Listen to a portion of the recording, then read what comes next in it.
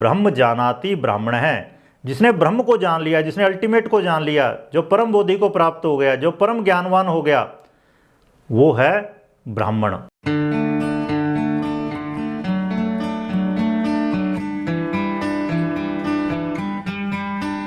नमस्कार।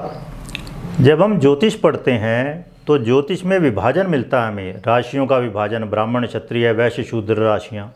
इस तरह ग्रहों का भी विभाजन है।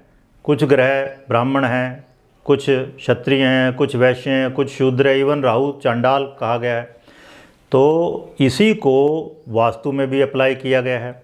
वास्तु में भी उत्तर दिशा ब्राह्मणों के लिए कही गई है, पूर्व दिशा क्षत्रियों के लिए, दक्षिण दिशा वैश्यों के लिए और पश्चिम दिशा शूद्रों के लिए। तो पहले ये इसको समझ लेते हैं। तो हमारा जो पूरा समाज 4 वर्णों में विभाजित था, ब्राह्मण क्षत्रिय वैश्य और शूद्र। अब ये 4 वर्ण शुरू में, वर्ण का मतलब होता है रंग, तो ये 4 जो है अलग अलग कर्मों के आधार पर थे। जो ब्राह्मण कर्मा थे, मतलब जिनका काम पढ़ने पढ़ाने का था, यज्ञ करने करवाने का था, ज्ञान लेने देने का था, वो लोग ब्राह्मण थे।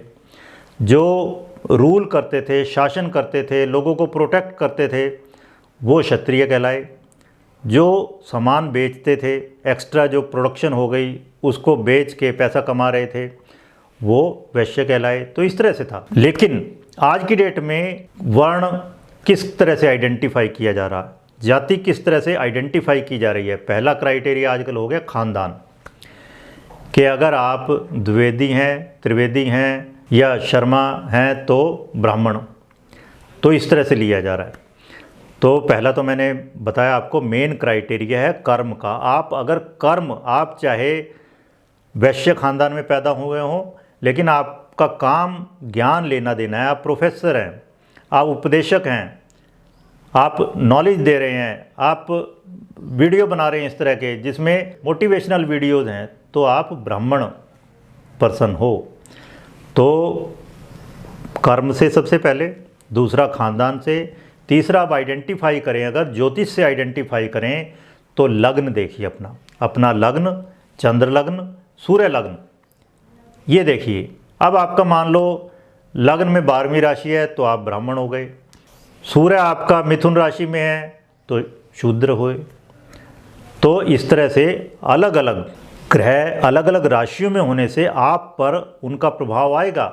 एक ही व्यक्ति एक ही टाइम में बहुत कुछ हो सकता है। कोई पूरी तरह से ना ब्राह्मण है ना शूद्र है, सभी में सभी तरह का मेल है।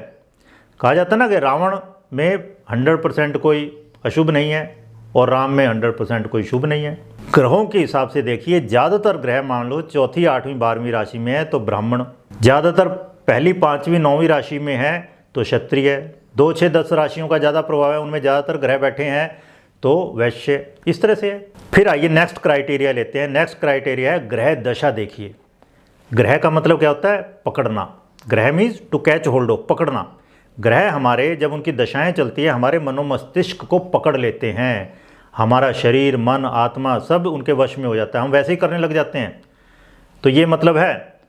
तो ग्रहों की दशा के अनुसार बहुत कुछ परिवर्तन आ जाता है हमें।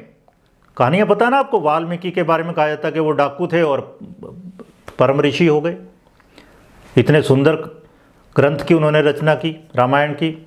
अंगुलीमाल के बारे में कहानी है कि वो डाकू था और भगवान बुद्ध के सानिध्य में आकर वो भी परम करुणावान बन गया।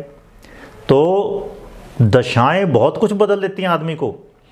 तो ग्रह दशा के अनुसार आपका वर्ण बदल जाता है। आपको पता है ना, ग्रह जिस तरह सूर्य है, क्षत्रिय है, तो जब सूर्य की दशा आएगी, खासकर अगर उसका रिलेशन है ज़्यादा लग्न से, तो आप वैसे ही हो जाओगे। गुरु है, ब्राह्मण कहा गया है गुरु को, तो आप उसी तरह के काम में इंटरेस्ट लेना शुरू कर दोगे। शनि को शूद्र कहा गया है, बुध को वैश्य कहा गया है, राहु को चांडाल कहा गया है। तो जैसी ग्रह दशा होगी वो हावी हो जाती है हमारे दिमाग पर, हम वैसे ही करना शुरू कर देंगे, हम वैसे ही सोचना शुरू कर देंगे। तो ये सब क्राइटेरिया लगाइए। तो इसका लब्बो लुआब, इसका जिस्ट क्या निकल के आया? एक ही व्यक्ति एक ही समय में सभी कुछ है, बस कम ज़्यादा की बात है, कम ज़्यादा मिकदार की बात है। कोई 100% ना तो ब्राह्मण है ना शूद्र है। एक वो श्लोक मिलता है ना जन्मना जायते शूद्रः, जन्म से हर कोई शूद्र है। संस्कारात द्विज उच्यते, संस्कार से, अच्छे संस्कारों से संस्कारवान व्यक्ति को द्विज कहा जाता है, दूसरा जन्म हुआ उसका। संस्कारात द्विज उच्यते। वेद पाठी भवेद विप्रः, विप्र किसे कहा गया है? वेदों को पढ़ने वाला। यहाँ वेद का मतलब है विद धातु से निकला है, वेद यानी ज्ञान, ज्ञानवान व्यक्ति वो विप्र है। और फिर आगे कहा है ब्रह्म जानाति ब्राह्मण है, जिसने ब्रह्म को जान लिया, जिसने अल्टीमेट को जान लिया, जो परम बोधि को प्राप्त हो गया, जो परम ज्ञानवान हो गया, वो है ब्राह्मण। तो आप सोच सकते हो इस तरह से तो ब्राह्मण गिने चुने लोग हैं पूरी ह्यूमन हिस्ट्री में। कोई महात्मा बुद्ध, कोई महावीर स्वामी, कोई गुरु नानक, कोई ही मिलेंगे इस तरह से।